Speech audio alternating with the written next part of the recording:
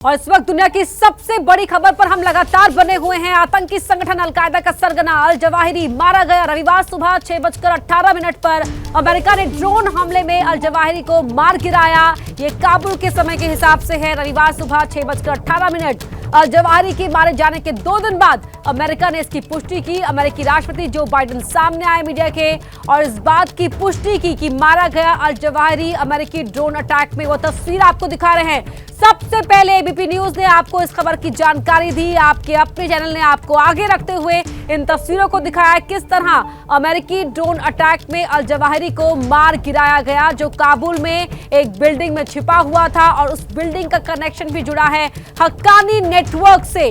और इस वक्त की बड़ी खबर आपको बता रहे हैं और साथ ही भारत को इस बात की जानकारी पहले से ही थी, लेकिन भारत इंतजार कर रहा था अमेरिका की ओर से ऑफिशियल अनाउंसमेंट का।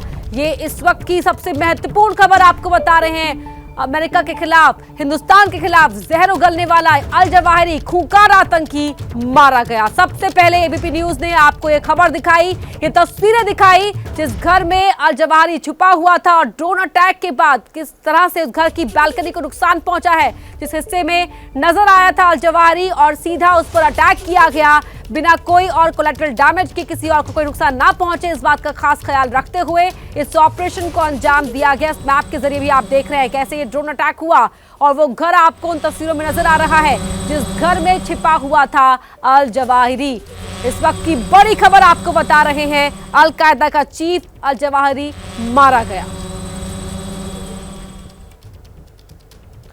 और हमारे साथ एक खास गेस्ट पैनल जुड़ा हुआ है लगातार। रक्षा मामलों के जानकार संजीव श्रीवास्तव जी भी हमारे साथ जुड़े हुए हैं और साथ ही मेजर जनरल राजन कोचर वो भी हमारे साथ जुड़ रहे हैं बतौर डिफेंस एक्सपर्ट। कमर आगा विदेश मामलों के जानकार भी हमारे साथ जुड़ चुके हैं। कमर आगा साहब, सवाल अगर मैं बात करूं इंटरनेशनल डिप्लोमेसी के हिसाब से, भारत को इस बात की जानकारी पहले से ही होना कि अमेरिका इस ऑपरेशन को अंजाम देने जा रहा है, किस तरह से आप देख रहे हैं?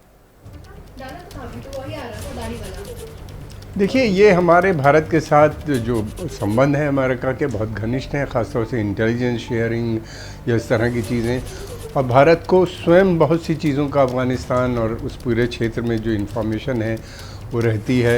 मैं समझता हूँ कि जितनी भारत के पास इन्फॉर्मेशन है या अमेरिका, क्योंकि स्वयं वहाँ पे बहुत 20 साल से भी ज़्यादा रहा है, तो उसको भी बहुत सी इन्फॉर्मेशन है। उसके अभी भी वहाँ पे सेटअप्स हैं, लोग हैं जो बराबर उसको इन्फॉर्मेशन देते रहते हैं। तो इनका एक एक मूवमेंट काफ़ी समय से देखा जा रहा था, वॉच किया जाता। इनको तालिबान आने के बाद मैं समझता हूँ कि फिर उसके बाद जब सत्ता में आ गए तालिबान, तो बाद में पाकिस्तान ने आतंकी संगठन ज़्यादातर जो हैं उनके लीडरों को वो धीरे धीरे अफ़गानिस्तान में शिफ्ट कर रहे हैं, उनके बेसिस भी वहाँ शिफ्ट कर रहे हैं। याद होगा आपको कि यूएन रिपोर्ट में भी आया था कि लश्कर तैयबा और जैश मोहम्मद के भी वहाँ पे शिविर वहाँ पे बहुत बड़ी संख्या में चले गए हैं लोग और शिविर भी वहाँ पे चल रहे हैं।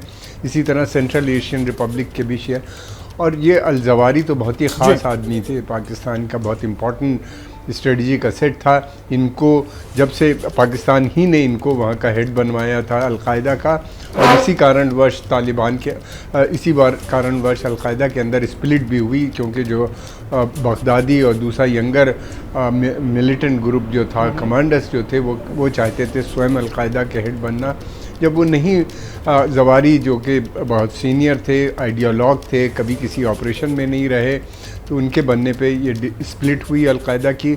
आईएसएस जैसे दाइश भी कहते हैं वो अलग हो गया, अल बगदादी उनके हो गए इंचार्ज, और फिर उसके बाद उनको दूसरी जगहों से भी सपोर्ट मिली और वो उसके बाद एक तो अल जवाहिरी बहुत इम्पॉर्टेंट था। अलकायदा अभी भी एक बड़ी ऑर्गेनाइजेशन है, बहुत से मुल्कों में इनके ऑपरेशंस हैं, इनके समझदार हैं। हालांकि इनके बहुत से साथी जो थे जिन्होंने आईएसएस को ज्वाइन कर लिया, आइडियोलॉजिकली दाइश और अलकायदा एक ही हैं, इनमें कोई फ़र्क नहीं है।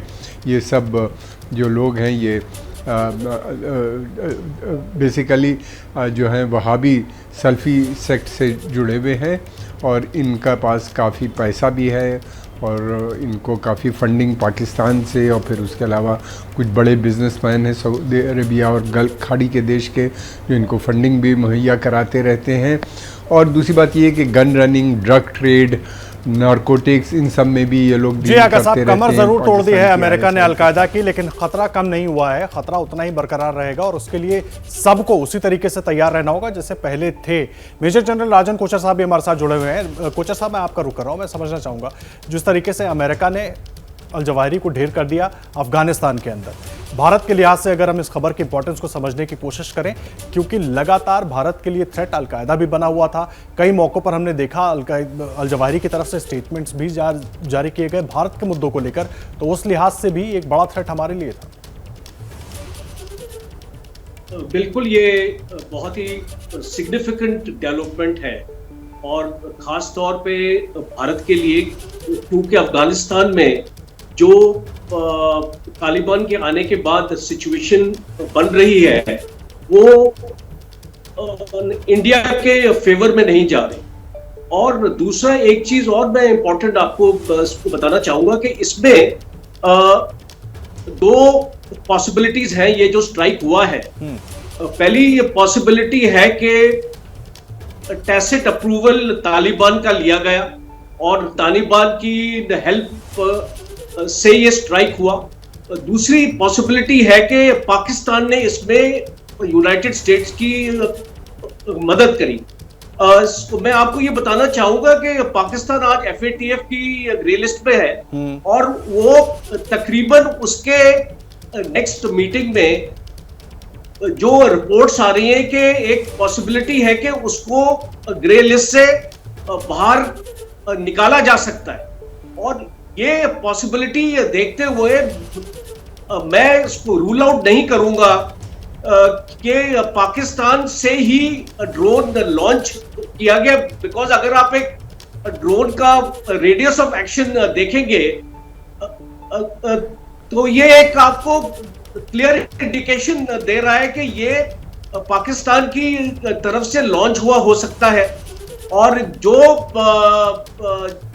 किलोमीटर इसकी रेंज है 200 किलोमीटर 250 किलोमीटर, कोई बड़ी बात नहीं है जी। एक ड्रोन को अटैक में इसको लाने के लिए। तो ये डेवलपमेंट भी हमको भारत को इसके ऊपर भी नजर करना इसको पड़ेगा कि इसमें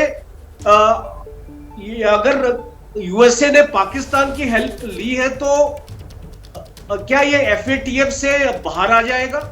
और दूसरा ये है कि ये जो अल जवाहिरी है ये काफी अभी अपने आप को रिसर्जेंस में ला रहा था और अभी जो अलकायदा है अभी रीग्रुप हो रहा था, बिकॉज काफी देर से अलकायदा का जो रेलेवेंस है वो कम होता जा रहा था। तो ये इंटेलिजेंस रिपोर्ट भी यूनाइटेड स्टेट्स के पास थी कि अगर वो ये एक्शन अभी नहीं लेते तो शायद बाद में देरी हो सकती थी।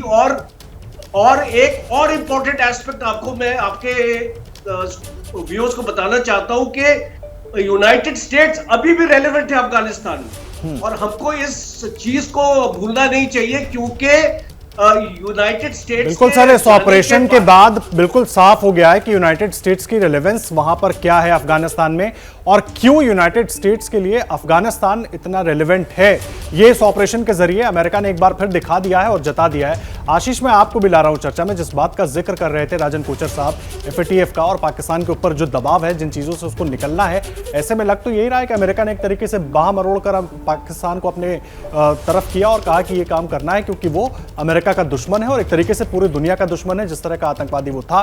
और कहीं ना कहीं एक कोशिश जो बाइडेन प्रशासन के लिए भी उनकी छवि को और सुधारने। देखिए, अमेरिका मुझे लगता है पूरी दुनिया में एकमात्र सुपर पावर है जिसको अच्छी तरह से मालूम है आदर्श, जो थोड़ी देर पहले मैं आपसे कह रहा था कि Afghanistan is not ruled by Taliban. Taliban तो चलिए ठीक है, वहाँ का लोकल फाइटर ट्राइब्स थे जिन्होंने उस पर चार्ज लिया है, लेकिन it is being governed administered by ISI Pakistan army. उस देश को सीधे पाकिस्तान आर्मी और ISI चला रहे हैं। इस वजह से अमेरिका, जो आप कह रहे हैं, इसकी पूरी मुझे गुंजाइश लगती है कि उनको बता करके इस ऑपरेशन को कैरी आउट किया गया हो। अमेरिका के लिए मैं आपको एक ज़रूरी ट्वीट दिखाना चाहूँगा आदर्श, अगर आप इजाज़त दें।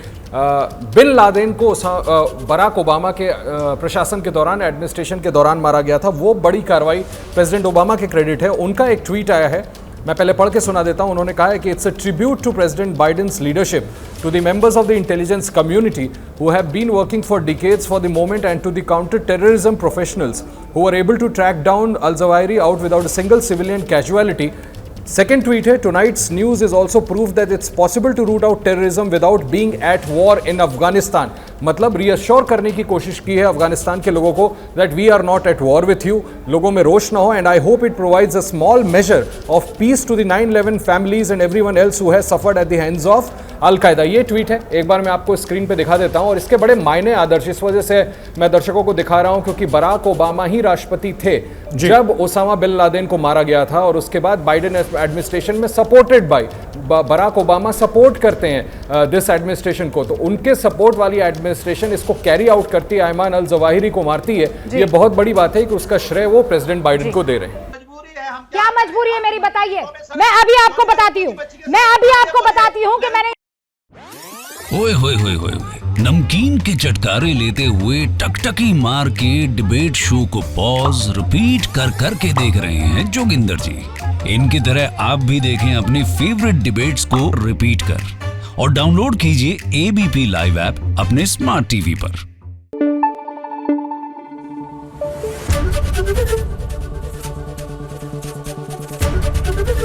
एबीपी न्यूज आपको रखे आगे।